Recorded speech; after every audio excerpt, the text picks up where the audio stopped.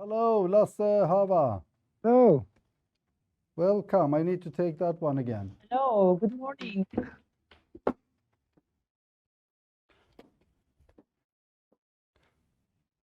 how are you today, Mats? I'm fine. How are you? I'm good. I'm good. And There's no snow in Hava, Belgium, though. yeah, you're in Belgium. Yeah, you work from Yeah, home yeah, 4 days and then one day you can go to the office. yeah, Yeah, something like that. This is my day today. yeah. And Hava, you sitting in Barcelona? I'm located in Barcelona, yes, indeed. And no snow here, No unfortunately. snow yet, but maybe in the No. mountains. Yeah, in the mountains, 1 hour away, yes. Okay, good. Welcome very much. And let's check the result of the poll. Could we show that? And then you have to comment on that, Hava and Lasse. Yeah, quite surprising. Yes, Or do maybe you have, not. yeah, let's see. Do you have a dedicated market automation roles within your, that's the wrong one. That's the next question, please. That's the one. Is diversity, inclusiveness part of your marketing strategy? Wow, yes, 83% say that, and 50% no. That's pretty good because of course it's important to reflect the structure of your customer base. So, any comments on that? Any of you? Well, in fact, this is quite a positive outcome, actually. I'm really, really happy to see that. In the meantime, results are increasing. I see in Sweden, people are extremely aware of diversity and inclusion. We see that 85, almost 86% of brands actually have diversity part of their strategy, their marketing strategy, which is great. We will also, in our presentation with Lasse, we will see what's happening on an international level. And then we can compare this. And I guess it's going to just give us a confidence to know that Swedish market is extremely ahead and gaining in the topic. So great to see that. Perfect. And the title of your presentation is Your Customer Data, a key to deliver hyper-personalized, diverse, and inclusive customer experiences. Welcome on stage, both of you. Thank you. Thank you, Mats. Thank you, Matt. So let's see how this works. Do you see my first slide? Yes. All right. Well, when picking the topic for today, we did not actually hesitate. Hava wrote a blog post last May around why diversity, inclusion, and equity is a key differentiator in your marketing strategy, and that inspired us for today's talk. Thanks to marketing automation tools like Selligent Marketing Cloud, marketeers today know much more about customers' identities, interests, behaviors, often than the consumers know themselves. So collecting transactional data, behavioral data, and customer data, it allows for brands to communicate in a much more personalized way to their consumers. However, 54% of consumers do not feel represented culturally in online advertisement. So we have quite some research here that tells us otherwise.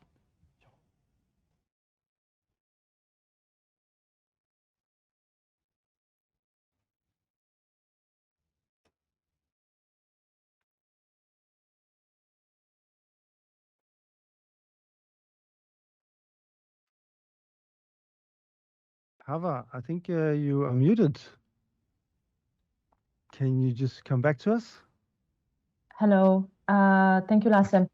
And I mean, it's also a little bit contradictory because while 54%, 71% of consumers expect brands to promote diversity and inclusion in their online advertising.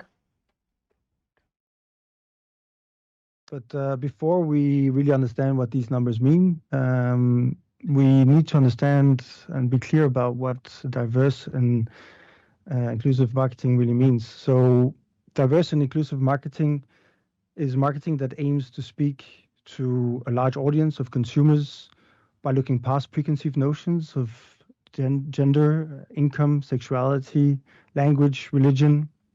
In other words, diversity marketing is any marketing strategy that recognizes the differences within the subgroups of a target market. The obvious thing that you will understand by all of this is that communication is not the same for each and every consumer. It's about individuality. It's about resonating with the consumers themselves. So the reason why diversity and inclusive marketing is so important, it is to create a meaningful relationship with the consumers from different parts of the target market. Also, the numbers that we showed just before clearly tells us that there is an enormous opportunity for marketeers to tap into. And if you understand this and you understand that there is still a issue around the different subgroups in the market. For example, men are more likely to be shown angry, women are more likely to be shown in revealing outfits or being objectified, and only 0.3% of online advertisements includes LGBTQ groups in the advertisement. We really see that this is an important part in advertisement, and you cannot look past it. I think the poll actually showed it very well that we all think that it is important and included in marketing and advertisement in general. So if we look. Maybe just to take on to the next step. Before we actually unlock these untapped segments Lasse was talking about, I think it's important for brands to unlock customer love. And for a brand to be successfully thriving in today's extremely diverse and very, very well-informed marketplaces, it truly needs to unlock this customer love. But how do brands do that?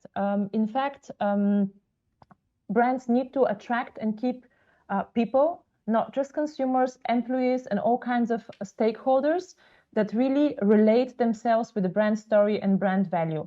So the more a consumer identifies themselves and see themselves in your brand stories, in your brand values, the longer they stay with you and the longer they, the more loyal they are, in fact. There is even research saying that more diverse campaigns have a higher recall rate compared to more traditional single representation in campaigns.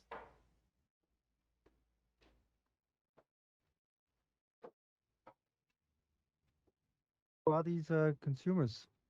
Yeah, it's a good question, Lasse. To begin with, I'm not the guru here, so let's go to the number one place where everyone goes when they need information. Let's see what people searched for in 2020. I think this will give us a great indication to understand who our consumers are, what they care about, what their profiles are, and what they're involved in. So I think we should show a video here. Indeed. Let's play it. Most human trait is to want to know why. And in a year that tested everyone around the world, why was searched more than ever.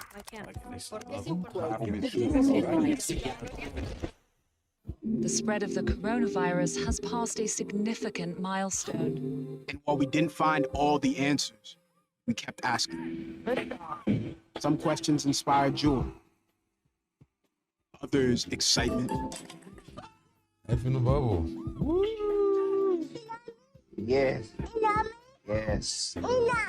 Yes. I don't know what an improper fraction is. Keep all of those distractions out of the way. We found toilet tissue, y'all. Oh my God. Put it on there and start it up for me. What are y'all doing? It's still March. How many days in March? Some questions made us cry. You know, we've been through our ups and been through our downs. I think the most important part is that we all stayed together throughout. I love you guys. Some made us worry about this spinning rock we call home. Were detected in the Amazon rainforest. Why were so many lives lost? Almost 1.5 million people have now died of COVID-19 worldwide. Why are we still asking the same questions? George Floyd repeatedly told the officers that he could not breathe. So why do we still have strength to continue?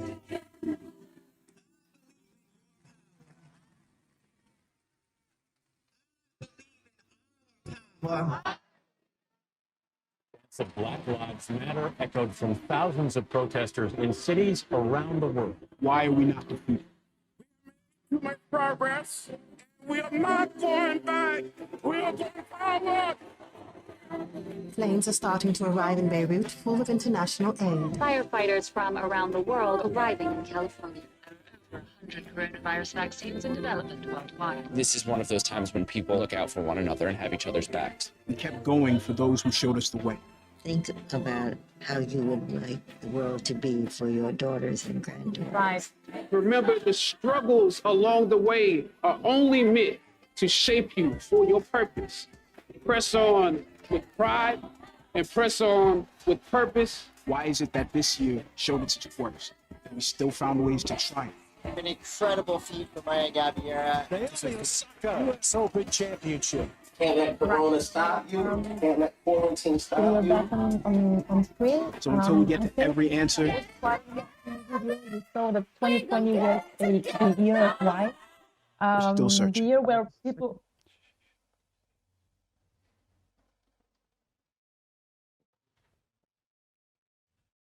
All right.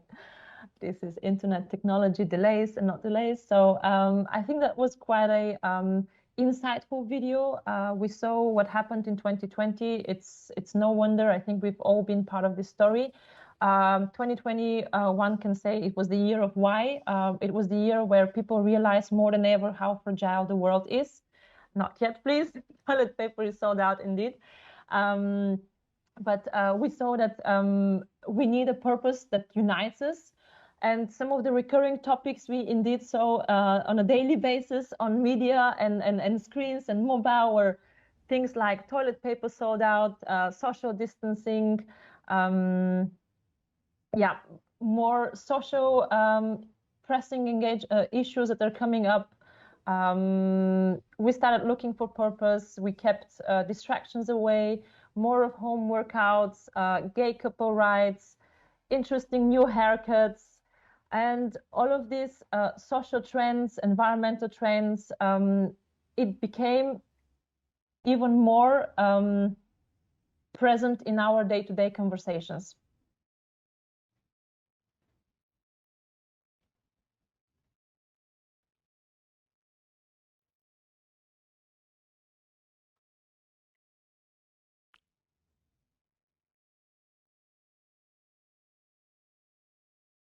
But there are things that we don't often talk about, things that are not included in the research that is done. It includes a lot of the things that we see on social media. Oh, I think we've just gone a bit too far.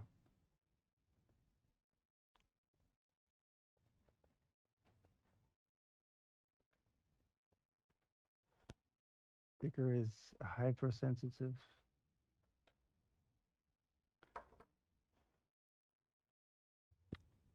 We here. Hava, would you like to speak about the top issues involved? Yes, of course. Let's just maybe align first the screen with our messaging, because it seems like technology is ahead or behind of us. It is indeed. I think there's a delay between Barcelona, Belgium, and Stockholm. We're truly multinational in here now. Very diverse representation. All right. So I'm not. Yeah. So we have seen a lot of research here. We can dig in more numbers. We can dig in more trends. But I think the top issues evolve are that we saw among society is the need for environmental changes. More sustainability, more ethnic and gender racial equality, and humanitarian issues. So these are the top 4 issues society needs an urgent resolution for. And in fact, Generation Z 75% of Generation Z think that brands think that it's vital for brands to be committed to climate, racial, and social justice issues. And surprisingly, they don't want to resolve this issue. They don't want to save the world. They expect brands to take the lead in fighting for a more sustainable future. So how is this impacting brands? Well, I think we have a great opportunity here for brands to truly build a intimate relationship with their consumers by aligning the brand values with the consumer concerns and values. We see that 62% of consumers say their purchasing decisions are influenced by companies' ethical values and authenticity. 74% crave for transparency into how companies source their products, ensure safe and working conditions, and their stance on important issues. So two words are to be remembered here. It's authenticity and transparency. So Lasse, where are brands today in their relationship with consumers? Well, brands are very good at using technology, such as marketing automation tool. It allows for omni-channel communication. So through these marketing automation tools, brands are able to hyper-personalize communication. But is it relevant? Well, according to the research that we showed you, the numbers before, it often isn't. Consumers do not feel that it is relevant to them. They expect authenticity. They expect transparency, like you say. Yeah, indeed. I think consumer expect a lot of intelligence. Consumers are more than happy to give their personal data if they know brands are using this in the right way, in a responsible manner. So indeed, it's time to listen. It's time to listen what the audience is saying. It's time to listen who the audience are, what kind of backgrounds they have. We cannot assume that somebody who likes